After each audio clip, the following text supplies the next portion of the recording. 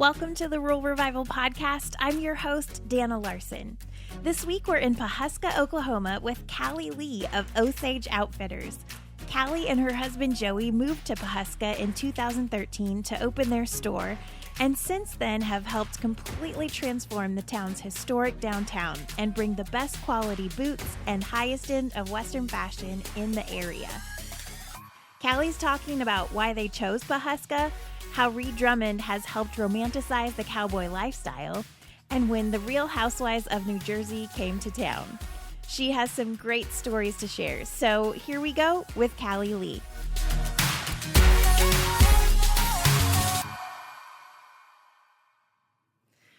All right, well, we are here today in Pawhuska, Oklahoma with Callie Lee of Osage Outfitters. Callie, Hi. Thanks for being on the podcast. Oh, glad to be here. Well, tell us a little bit about you. Are you from Oklahoma originally? Yes, my husband and I are both from Oklahoma. We both grew up in Ponca City, and we both had ties to Pawhuska, really just admired Pawhuska. And so, but yeah, we're definitely from around here. Great. How did you guys meet, actually? So our families have known each other for a really long time. We go way back, like rode horses together when we were like 8 years old. I have two younger brothers, and then Joey has a brother that's 2 years younger than him. And so I can remember them coming over to the house and like playing Hot Wheels in the yard, and totally we're around each other, grew up together, went to high school together, and we're always just friends.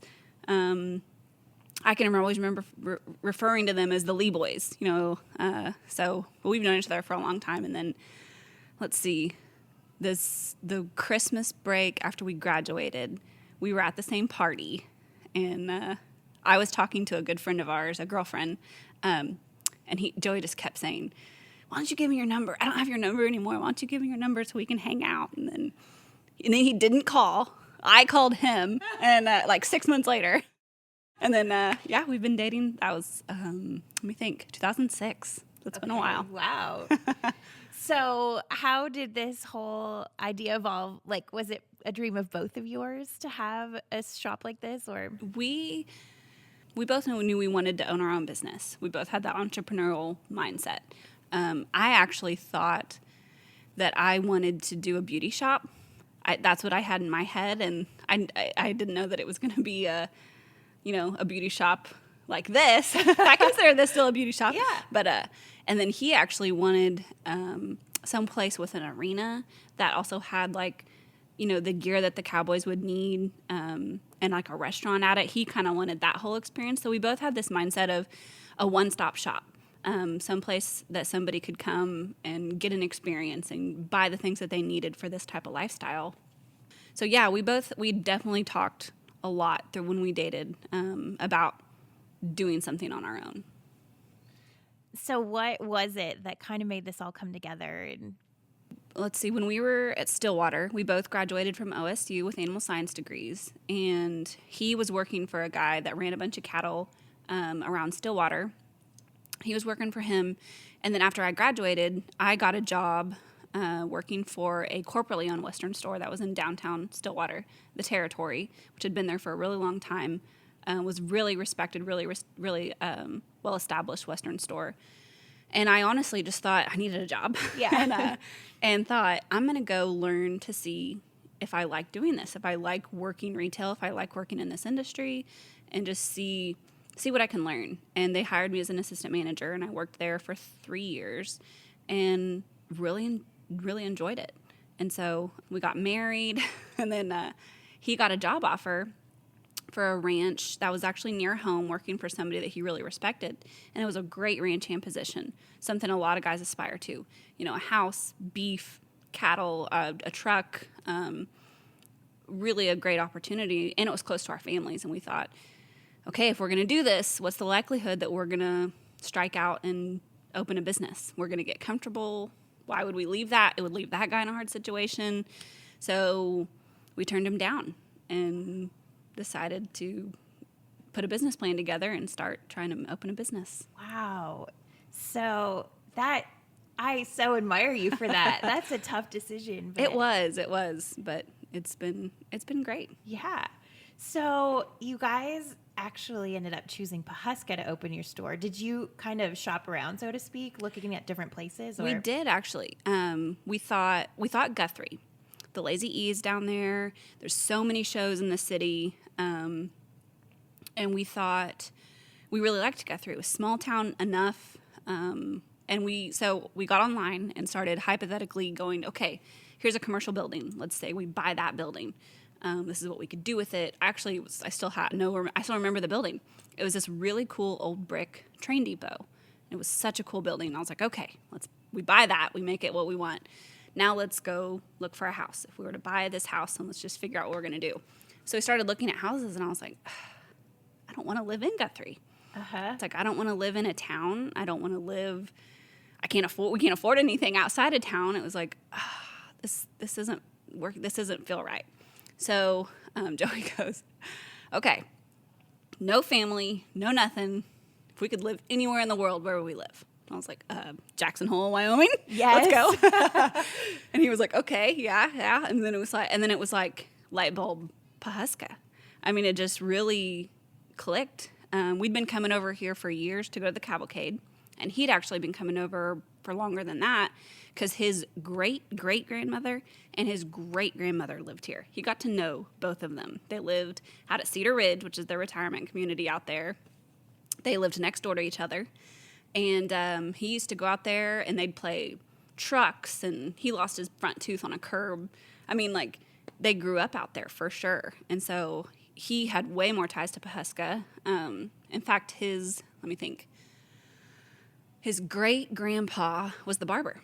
Okay. He actually just like 3 doors down where the Pocket Park is, that was his barber shop, and it burned down. I'm not sure when, I think in the 80s. And then his grandma, or his great-grandma, Alec, the barber, his wife was the manager of the JCPenney's right across the street. Oh, my goodness. So, yeah. I didn't know that. And he learned it as we, told family members what we were planning. They were like, oh, well, makes sense. Yeah, this is why. So, yeah. Wow. So that was all before the Pioneer Woman had ever opened up anything here. Right. Was that even being talked about at that moment? Not that we knew of. We knew who she was. I read her blog and probably had one of her cookbooks by then. And we knew who the Drummonds were, just from being around here and knowing them, knowing who they were. But, yeah, when we came to town, it was actually on our anniversary. I think it was our 1-year anniversary. We came to town and started just looking in windows. I mean, just putting our faces up. And if it had like a call for information or lease, we stopped at Tolson's, got a sheet from them, started calling people, looking at buildings, and actually looked at that building. We were like, oh, this is so cool. It's huge, but this is so cool. And I think that was the time that we stopped in to talk to I was like, let's go ask the chamber. They'll know what businesses are here. And it was Mike McCartney. He was the chamber director. Yeah. And I remember going back and telling him what we wanted to do. And we asked him about that building, Ree's building. He goes, he was very professional. He said, no, that building has sold. There's somebody that has plans for it. And we were like, oh, well, that's okay. I'm sure they're going to do something cool. And sure enough, she did something really cool. So I love that you chose this place, just because of your own intuition and your gut kind of said, yeah, come here. Yeah, really. We knew we also, our store, we were a pretty small niche. The gear, the boots, the hats, the fashion, because we had people say, why didn't you do this in Newkirk? Or why didn't you do this in another small town? And it was like, well, the guys here still do things horseback. Yeah. So we wanted to cater to those cowboys. When we would go to trade shows, one of our favorite ones is the WRCA finals in Amarillo.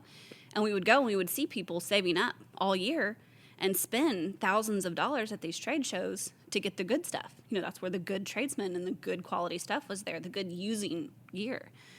And they'd, order boots, or they'd buy saddles, or they'd get hats, and they'd get all their stuff that they wanted because they couldn't go into a store and get it. So, or they'd have to order it online. So we thought, let's give them a place. Where do we like to shop? And I was like, it's those trade shows. Let's do a shop that's the good stuff. So, Yeah, wow. So once you decided on Pawhuska and you kind of had this idea that's the kind of merchandise you wanted to have, where did you go from there? Well, we went to the banks. We had to get money. They all thought we were crazy. We went to a bank in Bartlesville, and it was awful. I mean, it was just like, they were like, there's a Cavender's in the mall, and it's not doing well. Why would you open up a store in a smaller population? We were like, dude, you don't get it. Like, no, we don't, no. It just didn't go well. But like we got the money, and I mean, we look back at pictures now, and it's like, we had like a cinch, a breast collar, a saddle pad. I mean, we had like 20 pairs of boots. We had 4 styles of hat. I mean, we just did it though. We actually opened on, let me think, July 13th, 2013. Which is that right before Cavalcade? It was Cavalcade Monday or Tuesday. Okay. Yeah, we wanted to open for Cavalcade. And actually, people thought we were just a pop-up shop for Cavalcade. We were like, no, we're going to stay here forever. But yeah, so let me think. Once we started, we got this building, which Mike McCartney showed us the building. And there were actually little booths in here, and we were just on this side. And so we came in and took down those false walls and made it how we, wanted to open, built the boot shelves. Joey and our brothers built those. And so, yeah, then it was going to market and designing boots and buying the things that we thought people would like. And so you mentioned trade shows. Was that kind of a big part of kind of how you started to get the word out too? Yeah. I mean, I think the cowboy world is a really small world. And so I think once people started seeing what we were doing, I think word of mouth probably spread really well. We had totally planned on doing setups, doing booths at trade shows. And honestly, with it being just us, buying an enclosed trailer, buying the stuff to do a booth, we didn't know. It was like, do we buy inventory to take to the booth? Do we empty out the store? It was like we really didn't know how to go about it. And we would set up at local places. But as far as traveling away, it was like we'd have to shut down the store. Yeah. And that's a lot of additional expense, too. Yeah. So we just never... We probably should. It's kind of one of those things. It's like, we should, and we just haven't ever done it. But you've given people a reason to come here then, too. That's exactly. I mean, we really, when people ask if we have an e-com site, and I go, call me. Call the store. I will text you pictures. Tell me what you're looking for. I would much rather have a one-on-one experience with people than just a click and ship type of thing. That's so good. So how did you decide on inventory? Because you're like, okay, you have X amount of dollars. And was that quite a process? Yes. Yeah, it was. We knew we wanted really good boots. So all of our men's boots are made in USA. We do customs. It took a lot to also with our reps. We would have reps come here when we were at market, and they would hold up a T-shirt with, like lightning and wolves howling on it. And it was like, this is, this Western store, this is their number one seller. And I was like, well, then don't show us that. Like, we can't compete with them. We're not even going to try. We want, plaid snap shirts, or we want, plain blue. I think every cowboy has a light blue shirt in his closet. And it was like, we want, solid, give us solid white, give us the good jeans, give us the good heavy leather belts. So that was a learning experience for sure. I shouldn't say for having to answer those questions over and over again, for reps looking at us like we're crazy. Like we had a rep tell us, "You're shooting yourself in the foot." We said, "Bye, don't come back." Like you don't get it. And with our boots, learning the leathers, learning what pieces go together well and what boots hold up well, things like that. It's been a really good experience. Rio's a Mercedes, Anderson Bean Olathe. That's the company that we do almost all of our boots from, and they're great guys. Wow. So did you find your previous retail experience coming in super handy? Yeah. It was a different, a town with 30,000 college kids compared to a town with 3,000 people. You know, That's true. it's a little, you know. But as far as the dealing with people, learning the industry, that type of, you know, learning the mindset of buying for October and November deliveries in February. You know, Joey, he never worked inside. This was his first inside job. He'd worked for his brother landscaping all growing up, hauled hay, you know, things like that. You know, had cowboyed, but had never worked an inside job. So this was his first experience. And I remember the first time we worked a rep, you know, and they show us things, and it was like, you know, there's some yeses, and then it was like, there's some definite no's in there. And he was like, how do you do that?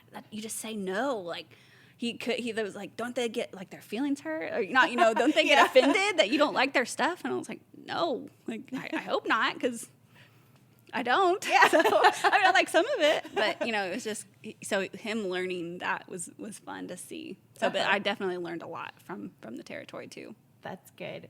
What was the general response once you opened? We got a lot of doubt.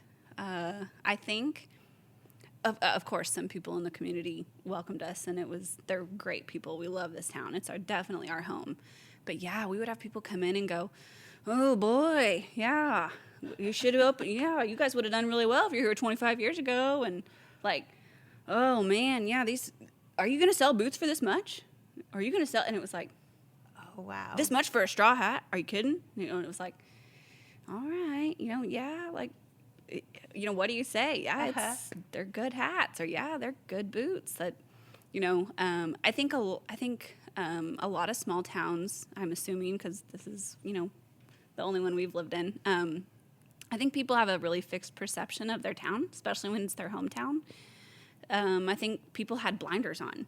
They just saw it with a fixed perception of the potential that Pawhuska had. It was, you know, they thought it was they thought it was trashy, or they thought it was run down, or they thought it was, I don't know, but couldn't sustain a high-end store like this. And yeah, we showed them. I love that. And I think that's true. I do think small towns have that perspective. So how did you overcome kind of the doubt, like you were saying? How did you keep yourself motivated and stay believing in your dream and your vision when people were telling you that? Really just holding on to the fact that we knew the quality of our merchandise.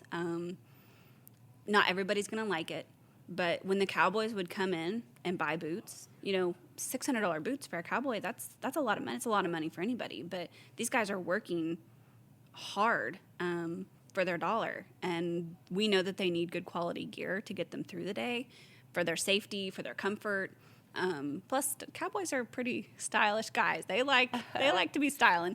So for them to come in and buy things, it was very validating. Same with some of the ranchers' wives. You know, there's a lot of money in Osage County. There's a lot of high risk, but there's some guys that run a lot of cattle, and they have girlfriends and they have wives, and they like to shop. So we, when those ranch wives with this great style, or these cowboys' wives who, same thing, like, they don't have money to burn by any means, but when they would come in and buy things, it was like, oh my gosh, okay, we're doing it. Like, and we were hitting the right audience. Yes. So that was, it's stressful like any business, but I think the community supporting us, the majority of the community supporting us, was what really kept us going. And the people that we respected, the ranchers that we respected, and the wives and the cowboys that we admired, coming in and supporting us was really the way we continued on. They embraced it. Yes, exactly. Yeah. So eventually you guys started out in your original building, and at some point did the building next door come up for sale, or how did that happen? So, yes, we've been in this spot, 519 Kahika, since the very beginning. Okay. And everything was jammed over there. We were there we just expanded in October. So 5.5 years. We had everything jammed. Like I said, everything over there. And actually, let me think. 3 years ago, I think, 3 or 4, this building became empty. This one we're in now, this north building. And I remember we sat here and looked at it and we're like, oh, it'd be so great. Like, oh, it'd be so great to get to expand and get that building, and we could do this with it and this with it. And it was like, we couldn't afford it. It was before it reopened. We were doing great. We were growing. We were doing great. But it was like, we can't. Like, we just can't do it. Like, it would be too much for us. So another business moved in, and they left. We were happy to see them go. And actually, a ranch owner, a lady we really admire and respect, she bought these buildings and said, hey, do you want this spot? We said, yes. So yeah, we knocked down the door in between us, the archway, and painted and knocked the plaster off the wall to expose the beautiful brick and put up new lighting, and yeah, moved everything over. Joey, poor Joey, built the boot wall, built the shelving, moved the hat bar over here. Yeah, he really had to hustle, but it was awesome. We love the space. It's gorgeous. Thank you. Yeah. Well, talk to us about the transformation that you have seen happen, like literally right before your eyes here in this town. Definitely less parking, which is a great problem. Yeah, seeing the foot traffic in town. When we used to go to market, you wear a little ID badge that says your name, the name of your stop, and then where you're from. Oh, people would Pawhuska, Pawhuska. I mean, it was like people just slaughtered the name, and we would tell them where we were from. They would laugh about like, okay, do zip code protect us, or like things like that. Industry questions. They would be like, oh yeah, you're fine. It's scoff, and it was like, and now it's like, oh wow, you're in Pawhuska. Oh my gosh, do you know Ree? They know the town. It's so crazy, but it's great. It's so great. But yeah, or even in airports, like we'll be flying somewhere, and Joey has a really cool custom briefcase that says Osage Outfitters on it, and we've had people ask us where our store is, and when we tell them, complete strangers, and they're like, oh my gosh, that's right. I'm like, yeah, we're from there. It's famous. Wow, but yeah, no, the town. Seeing the buildings that were boarded up when we moved here, seeing them with glass in the windows and the lights on is so, so cool. The Triangle building is probably the best example of that. Driving into town and seeing there's life in it. To me, that's such a beacon. That's such a symbol of the town that there's things happening. There's growth, and there's these old buildings that people wanted to bulldoze. And it's like, no, there's these beautiful buildings. So seeing the life in those buildings, and like I said, the glass and lights on and business is such a great, great transition. Yeah, wow. When people ask you about Ree Drummond, what's your common response? I mean, what she's done for the town and what she's done for the Western industry, romanticizing the cowboy lifestyle, she's done a phenomenal job. I think people watch the show. Yes, Ree, we love your recipes. You're amazing. You're so fun to watch. But seeing what the boys are doing, seeing what Lad and the Cowboys are doing, I think that's what a lot of people tune in to see. They want to see what they're doing. And I've had people ask, they'll come in and they'll go, are there real cowboys here? I'm like, yes, there's one right over there. I'm like, yeah, that's him. He's drinking a beer, that's him, he's dirty and stinky, and that's him. And, they'll, oh my gosh, can we take their picture? I'm like, yes, go, please go. Like they all act like, oh yeah, don't go to town. You get your picture taken. But they step out of that feed truck and they put that hat on and they strut. I think they park far away on purpose just so they have to walk all the way down the sidewalk and get their pictures taken with all the ladies. But no, so yeah, I think that's really awesome what she's done. But I mean, of course, for this town, the buildings that they've done, they're beautiful. They're just beautiful. She's kept their integrity, but still given them a new twist. The subway tile and the chandeliers and they're beautiful. So seeing that and seeing other people, like I said before, with buildings that were originally vacant. People seeing the potential for those buildings, I think it's a great example. So, like I said, also the Triangle building, they did a wonderful job. It's beautiful. So the Frontier Hotel really knocked it out of the park too. So yeah, I think the Drummonds have, the fact that she chose to do it in Pawhuska, I think everybody's very grateful. We're very happy to have them here. They're great people. It's a great business. Well, I know both you and Joey are very involved in the community. Is that something you've been intentional about, or did you just you came here, saw a need, and... I think that's a good question. I think the McCartney family, that like I've mentioned, Mike and his wife Sandy, and then they have 2 daughters. Mike was the chamber director, and then he was the city manager. Seeing how passionate he was about Pawhuska, and because we were so close with him, we grew so close. They were our first friends here, and now they're like family. So seeing that and seeing the need, a lot of people, we'd sit around on the back porch and, hear the problems of the town, or we would come in and, we have this gumption attitude of let's do things. We need to show other people how great this town is. Let's get them here. So I think instead of just sitting around and saying they should do this, they should do that, we decided to be the they and try and make things happen. So I think that's probably what kind of spurred us to get involved. Yeah. Well, what advice would you have for somebody thinking about opening up their own business with this dream in their heart like you guys had? Oh, wow. So Joey's family has a huge family in Tulsa, and there's some businessmen in that family. And when we were very first opening and talking about, how much debt we were in, and we was like, we were just kind of throwing up our hands and, blowing and going. And they said, they can't eat you. He said, if it gives you a reason to get out of the morning, get out of bed in the morning, and worst case scenario, they can't eat you. And it was like, you know what? They're right. Yeah. We're young. And it's like we can bounce from this and just do it. We actually just had an event a couple weeks ago, and there were some ladies who have a wine company, and they were here, and they asked us about the shop, and we visited, and they said, you guys are the 1%. They said so many people just talk about it, and they don't go through with it.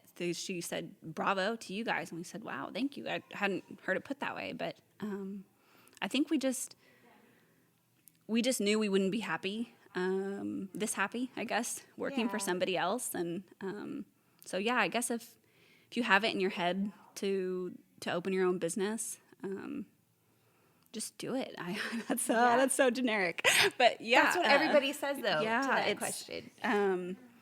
Go to the bank, or go to whoever you can. Get the money, do the business plan, read the books. I found a stack when we were moving last time. I found a stack of our books. We went to Hastings one night when Hastings was still open, and we bought 6 or 7 books on opening a small business, writing your own business plan, things like that, and I showed Joey, and I was like, oh, look, So, but yeah, just do the research. And a friend of ours, Callie, telling stories, another friend of ours, he, the first-time farmers and ranchers loan it's a huge opportunity for guys to run their own cattle. And to me, it's kind of in the same boat. You're going out on your own. It's a huge risk. It's a big investment.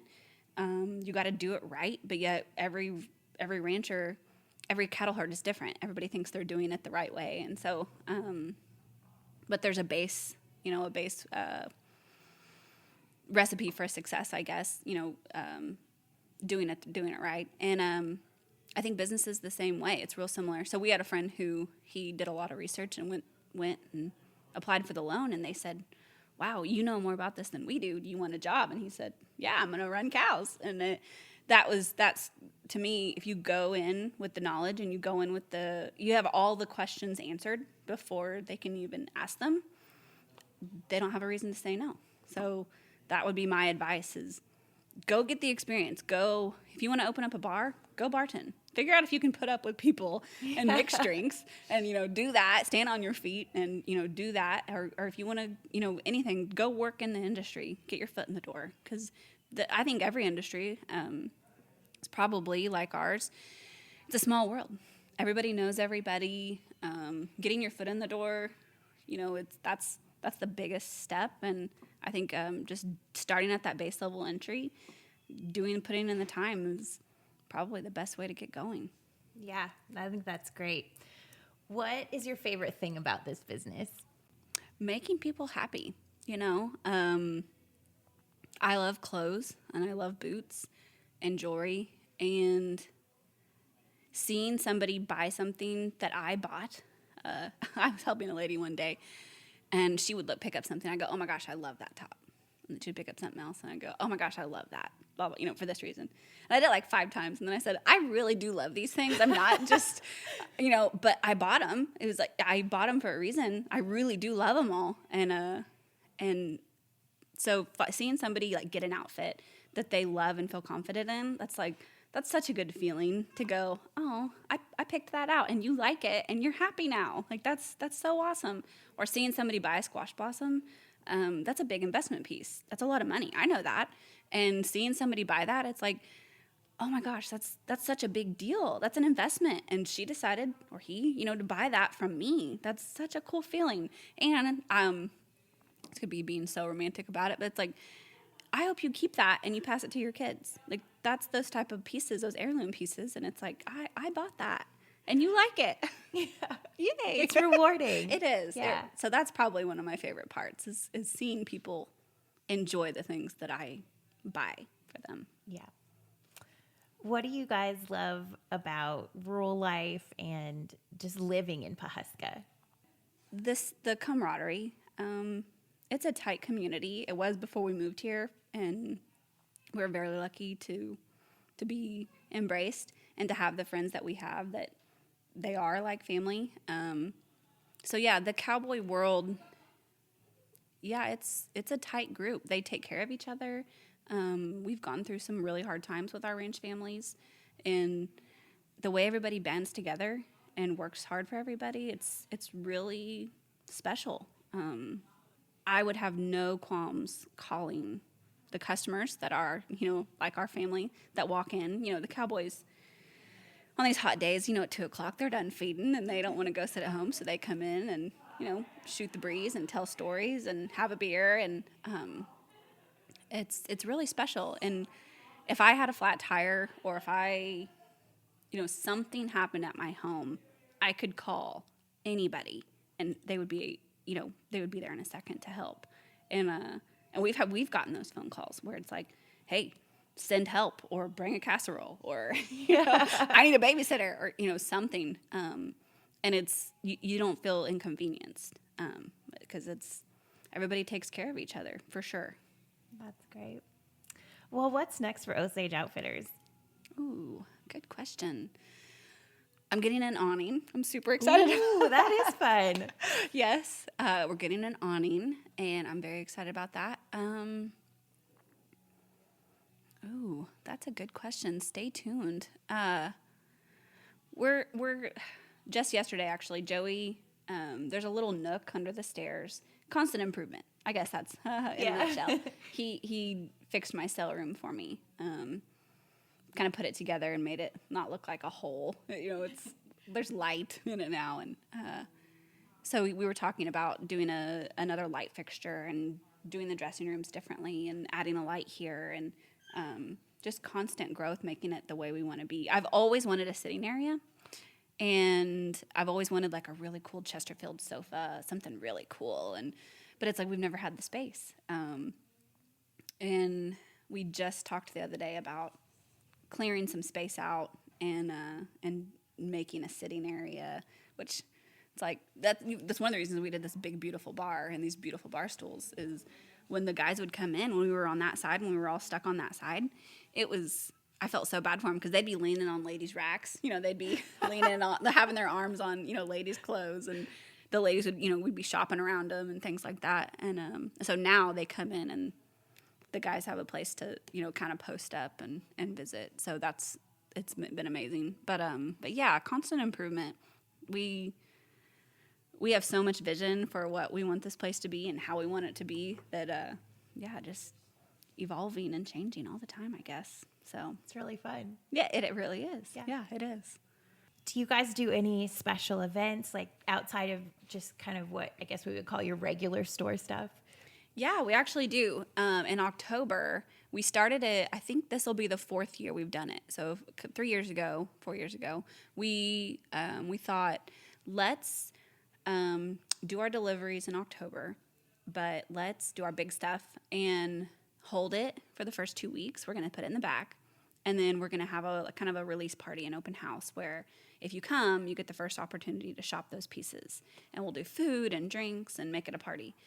And we did, and it was a huge success. We had so much fun. I mean, it was literally just our friends and customers. I mean, we're not like we were bringing anybody in from out of town. It was just a reason for everybody to get together and have a drink. But it was so much fun. And so we've been doing it ever since.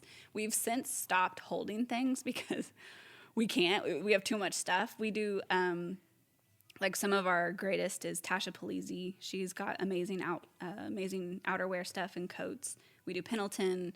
With STS, we do the men's leather jackets and really cool outerwear coats. And then for the first time last year, we did one of my favorite artists. He's a Cherokee silversmith artist, and he does really cool silver work, and then he deals in also vintage jewelry. Really cool guy. He came, I think that was it. He came and set up that night, so we did a trunk show. I wanted to get live music, but I don't know where we'd put him. And we had Greeley Hat Works. That was another one. He came. Fun. Greeley came, and we did custom hat shapings and things like that over here for the boys. And we had whiskey and stuff. It was super fun. But so we had jewelry for the ladies. So, but now we've had people who we've got them on a mailing list.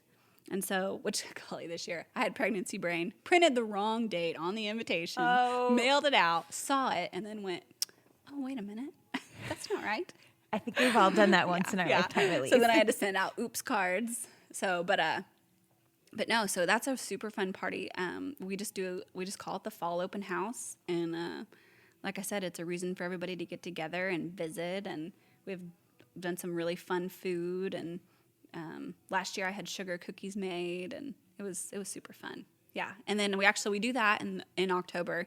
And then we turn around and do like a ladies' night the first Saturday of December. The Pawhuska does its downtown Christmas parade, which is so fun, so awesome. And we do the same thing. We'll have little vendors set up in here, and then we'll do hot chocolate. And in fact, everybody has kind of congregated here after the judges come in and use our back room, and that's who they decide the float winners and stuff. It's really awesome. I love that they want to come here and do that here. So yeah, we like having things here and doing things, being social and giving everybody a reason to come downtown.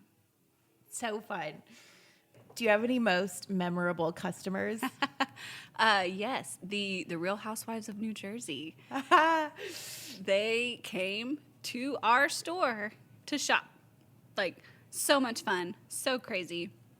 So a really good friend of ours and really good customer from Bartlesville called me, and she said, hey, you're going to be getting a phone call from a producer to have the Real Housewives of New Jersey to come shop in your store. And I said, what?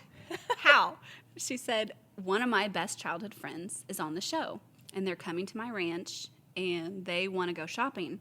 And I suggested your store. I hope that's okay. And I was like, of course that's okay. That's amazing. So sure enough, the producer called me, said, can we come shop? We'll have a light crew come in and set up beforehand. And, the ladies want to just come in, and is that okay if we film? I said, sure. Like, do I need to, close? And they said, no. If the cowboys want to come in or if anybody's in there, that's fine. We want it to be organic, and we want people shopping in there and interacting with the ladies. And okay. And she goes, the only thing we ask is just please don't mention it because we don't want paparazzi. No, you're good. There's no paps in Pawhuska. But what was actually really funny is all in that month, because People Magazine came to Pawhuska the same time, a week before, and they did a big interview. They did a big story on Ree, and one of her, I think it might have been her, mentioned us to them, which was so wonderful. So they came and visited with us, and we got a blurb. We got a little shout out in People Magazine, which was so cool. Uh-huh. But what was funny is the guy called me to say he was going to come talk to us and do some pictures. And I said, oh no, what if the producer shows up and People Magazine is here? And she's going to think I called People Magazine. You know, it's like, who would have thought that you would have had, you know, that much going on in Pawhuska? So that was really funny. But yeah, so anyway, so the Housewives come, and they were awesome. So fun. So it's such a different mindset. You know, like they come in and they went straight to the ladies' boots, and they were like, we want boots. I said, okay, we got boots. Come on, ladies. Well, they pick up this really cool pair. You know, our ladies' boots are handmade, really high fashion ladies' boots. They pick up this pair of old gringos that are they designed with double D ranch wear. So super cool studs, turquoise, crushed velvet, high heel, and they're $4.99. I mean, they're handmade. It's genuine turquoise on the side. It's, you know, they're nice boots. And one of them said, oh my God, are those $4.99? You know, I don't know what a Jersey accent is. Yeah. I said, yes, ma'am. Oh my God, I can't spend that on boots. And I was like, okay, like you're okay. I'm not holding the gun to your head, lady. Like, you don't have to, but you know, shop, please. Try some boots on, see if you like them. But they couldn't get over it. And I'm like, you're wearing $700 Prada shoes or something. I don't know, you know, or you're carrying, you know, it's like, it's all in the industry. It's all the different mindset. So that was really, there was two of them that were younger. Oh my gosh, I can't believe, I feel so bad saying this, but they were like, they wouldn't let it go. And it was like, okay, we get it. Please stop talking about it. Like, you know, they harped on it. And I finally went over to the producer for the Housewives and I said, please tell me you got more than them just complaining about prices. And she goes, oh my gosh, I'm so sorry. But they shopped. Dolores was one of the Housewives. She's amazing. So fun. So sweet. Loved her. She got a hat, like cut it up with the boys. I think one of them even like tried to set her up on a date with one of the boys. Like they were like, you come back, we'll take you out for a steak dinner. You know, they really liked her. And so yeah, she got a hat. Joey shaped a hat for her. So yeah, she legit has like a hand creased American straw hat. It's a nice straw hat. She's wearing it. So that was really cool. That was a crazy experience. And what was really funny is when it aired, the messages and phone calls that I got from people going, were you on The Real Housewives? I'm like, yes. And they're like, how? I'm like, for one, you're a 37-year-old man. Why are you watching The Real Housewives of New Jersey? You know, oh, my wife is watching it. I just had, you know, I'm like, But no, yeah, so that was a pretty crazy experience. We've had Ree come in and film a couple times, which is so amazing. Like, such an amazing experience and we love people coming in and going, oh my gosh, were you on the show? Yes, we were. Yeah. So cool. And her film crew is so cool. Great group. They'll come in and hang when it's hot. They'll come in and, you know, get some water and soak up the AC, or if it's cold, they'll come. They're all bundled up. They've come in and had to buy coats before. Yeah, great group. They're awesome. We love having them. So yeah, I would say most memorable. Or I had another one. We had a family. I think they were from India. They didn't speak English. They had about an 8-year-old daughter, and they walked in and they said they had a map, and you know the map of Osage County says Indian Reservation, and it's definitely, it's a different color. It's, you know, definitely highlighted on a map. And they said, where is the reservation? I said, you're on it. This is it. I said, where are the Indians?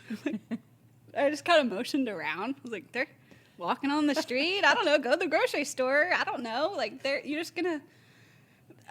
So then I said, are you looking for the campus? Are you looking for the Osage Nation? They're like all their big buildings and everything. It's right up on. You need to go up the hill. They're right up here. No.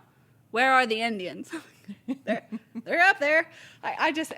We could not. And since there was such a language barrier, it was. I genuinely think they were looking for in teepees and Indians in headdress. Yes. And it was like, no, they're all over. They're right over. And actually, so there is an Indian dress shop around the corner, and I said, go there. There's there, you know. And when they walked in and they said, where are the Indians? And the lady that owns it said, right here. You're looking at one. It was like, oh, if I could have seen, I wish I could have seen the look on their face, because you know, I'm sure they were expecting Indians and because I'm sure if you Google Native American, that's what comes up in them and their beautiful dance wear. And so that was pretty funny because they left and then came back again and pointed, and they said, reservation. I said, it's everywhere. This is it. I don't know how to make it any more clear to you. That would be confusing if you were thinking. Yeah. And so the way I explained it, who knows if they got it. And I said, okay, you see this? I said, you see how this says reservation? That's where we are. I was like, I said, there's not, like, the letters. I said, the letters aren't out in a field. It doesn't say R-E-S-E. I was like, those letters aren't there. It's everywhere. It's this whole area, But, yeah, they were looking for a reservation. So that was pretty funny. Never a dull moment. Right. Yeah. Cool. Anything else? Not that I can think of. Yeah. We love Pawhuska. Oh, it's such a great town. Yeah. I think it has a weird draw to it. And, okay, so I don't know if other people in small towns say this, but kind of an all roads lead to Pawhuska type of, like, it's crazy how many people have family from here or had ties from here, or it's just, you run into them in the weirdest places. I have a girl who is coming up to look, I'll do a litter of Australian Shepherd puppies about once a year because I love them. And I have a girl driving up from Texas to get a puppy. And she said, oh, do you know the Gold family? I said, yes. She goes, their uncle taught me how to rope when I was living in Tennessee. But he mentioned that he had family here. And it's like, yes, I know them. I know, And it's like, and then come to find out another friend of ours from Pawhuska roped with her boyfriend when he was living in Texas. It was just a weird all roads lead to Pawhuska type of thing. And it really is funny to see. So cool. It's pretty awesome. And so another like small town that I really love and admire is Sheridan, Wyoming. Yes. I love Sheridan. Let me think. My dad was actually born there. My grandma, she had 5 brothers and sisters. They all lived there, grew up there. We spent summers there. We love King's Ropes. And when I see Sheridan, I kind of think, in my heart, it's the sister city to Pawhuska. I don't know if everybody thinks I'm crazy maybe for saying that, but there's a draw. There's a draw to these small towns. And there's something about Pawhuska, something about the history and the buildings and the money that was here. I think about it, the Indians and the cowboys and the oil and it's still here. So it's really special. Yeah. And a lot of other people obviously think so too. And I love customers that come in and have good attitudes and, they want to visit with us. And, Joey and I, if there's days when we don't work the store together, we'll talk that night and he'll go, oh man, the coolest couple came in. She said she loved your clothes, and oh my gosh, he bought these pairs of boots, and I shaped up a hat for him, and he loved it. And we'll talk about that at night. And I had a couple from LA. They were both originally from the Middle East. Had been living in LA for like 15 years. Came in, were just so wonderfully warm, and we're like, so are houses really? And they said a dollar amount. And I said, yeah, probably. And they go, how? You can't even buy a car for that. I said, okay, hey, buddy, sell your place in L.A. and you come buy a really big, beautiful ranch in Pawhuska. You can. Like, come on. And, he just said, we're so drawn to it. We've been looking at houses the whole time we've been here. And I said, yeah. He goes, it's so open. He goes, and everybody's so wonderful, warm, and Christian. And that really caught me off guard. I thought, okay, like, I guess so. Yes, we all love Jesus. Welcome to the Bible Belt. Yeah. Like, yeah, we do. And they were just so wonderful that for them to say, we've been looking at houses. We've been looking on Zillow or Redfin while we've been here. And I'm like, yeah, come on. Like, there's definitely a draw to Pawhuska. Yeah. And I think you're right. I think other people see it. And we also love hearing from customers. We'll often ask, where y'all coming in from? And it's anywhere from Kansas City to New York, Canada. I mean, just all over the place. And I'll go, so is this your first time?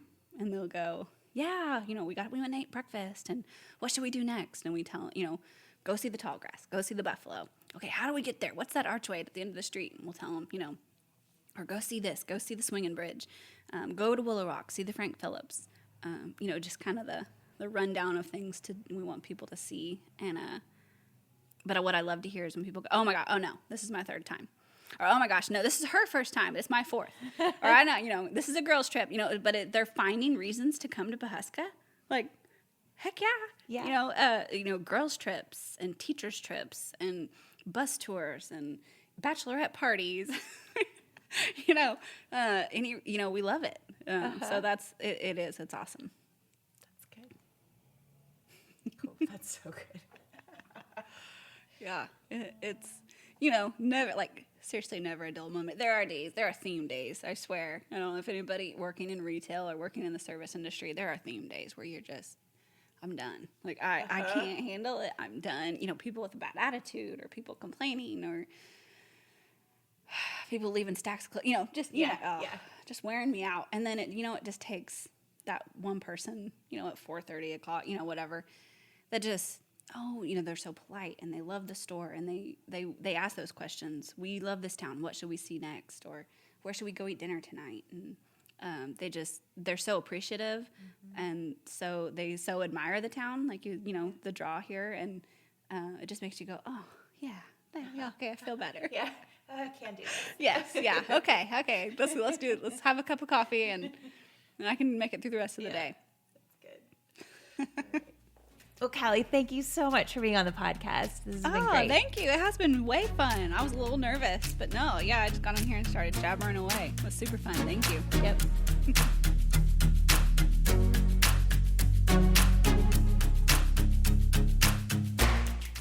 Well, that was such a fun interview, and I love how Callie and Joey saw something in Pawhuska before it became a major tourist attraction, and the role that they've played in help bringing a revival here. The quality of items at Osage Outfitters really is second to none, so be sure to check out their social media and make plans to stop by the next time you're in town. And with their fall open house coming up in October, that might be a great time to make that happen. Thanks to Callie for being on the podcast, and thanks to you for tuning in. We'll be back next week. Have a great day, everybody.